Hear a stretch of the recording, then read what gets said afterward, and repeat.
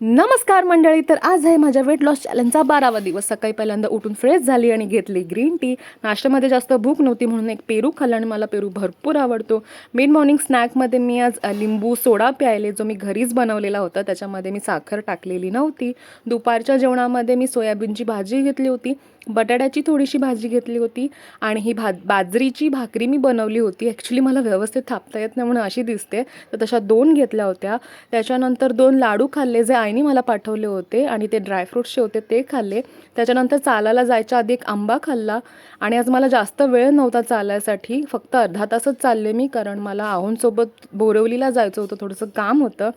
तर मी बोरिवलीला गेले नंतर आणि घरी यायला लेट झाला म्हणून बाहेरूनच मागवलं जेवण. तर शेजवान फ्राईड राईस होता, पनीरचं काहीतरी आयटम होतं, ते मला नाव नाही आठवत, आणि थोडासा सूप घेतलेला. मी नेहमी म्हणते, जर आपण कधी बाहेरून मागवतो तर जेवढी भूक असेल ना तेवढंच खायचं, कदाचित त्याच्यापेक्षा थोडं कमी खायचं आणि नंतर ओव्याचा चहा प्यायला. आणि असा होता आजचा माझा दिवस.